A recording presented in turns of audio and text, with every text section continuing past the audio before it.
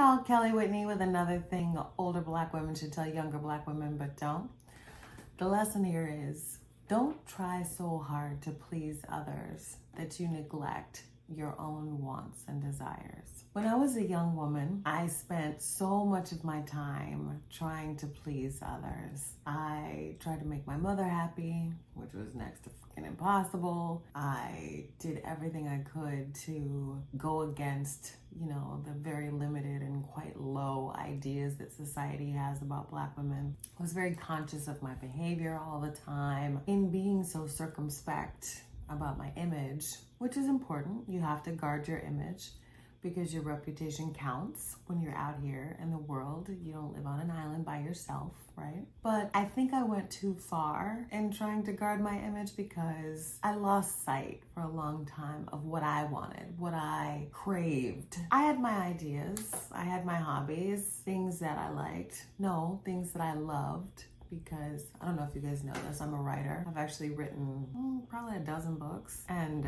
published them in the Amazon Kindle store under a pen name. And no, I'm not telling you the pen name. I'm not ready for that yet. She's got more Facebook friends than I do. In hindsight, I really did myself a disservice because I spent so much time thinking about what other people thought of me that I allowed other people's opinions or ideas about me and who I was and what I represented to prevent me from going after what I wanted. What I'm doing now, talking to you guys, and I so appreciate all the love you guys give me in the comments and how much you guys are enjoying this series. But I wanted to do this like 5 years ago. I wanted to talk shit to you guys on camera. I wanted to be an influencer. I wanted to have a YouTube channel, all the stuff. And I didn't do it because I was worried about what people would think. And now here I am, staring 50 in the face, letting it all hang out, cause fuck it.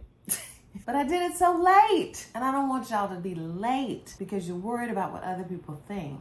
And it's very easy to get caught up in other people's ideas, especially as a black woman, because somebody's always got an opinion about what you're doing. Somebody's always got an idea about how you should do something and when and with whom and what you should be looking like while you're doing it. At the end of the day, none of that shit matters. Other people's opinions, that's how much they count in the grand scheme of things, because other people's opinions can't pay your bills. They're not gonna keep you warm at night. They're not gonna put no food in your mouth. And I eat organic. You see what I'm saying? My point to y'all is don't waste your precious time worried about what other people think and denying who you are and denying yourself the very real and necessary practice of discovering who you are. You gotta take the time and devote the energy to identifying what you like, what you want, what paths you can take to get there. And all of these things will not happen if you're focused externally on what other people are telling you, what other people's opinions are, what other people want for you. And I'm not saying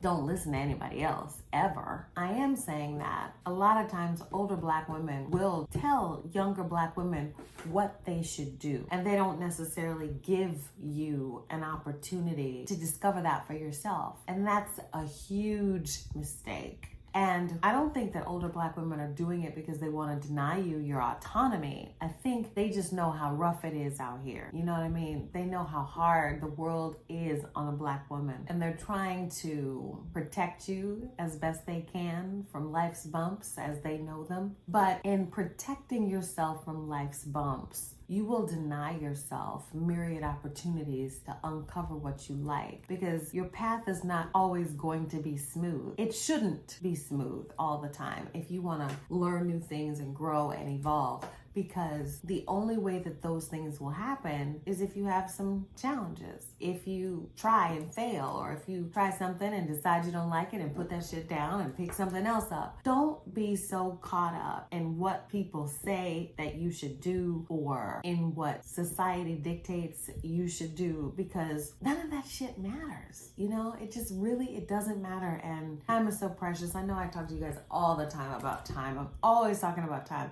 But as you get older, you become preoccupied with it because the time you have left is less. If there's one thing I wish an older Black woman had told me when I was a young Black woman, it's that you need to do what you love. You need to try it out while you're young and unencumbered. If you get to the point where you do have some responsibilities, but you still have dreams that you have not pursued, don't give up on them, because it is not just a young woman's game to pursue dreams. We can do it too in middle age. We can do it beyond middle age. As long as you're around and healthy, they say you got a chance. So if you're young, don't deny yourself for a second the opportunity to try something new. If you think you love it and you think you like it, you should try it. Think about me and whether or not you're enjoying my series, whether or not you appreciate me as an influencer.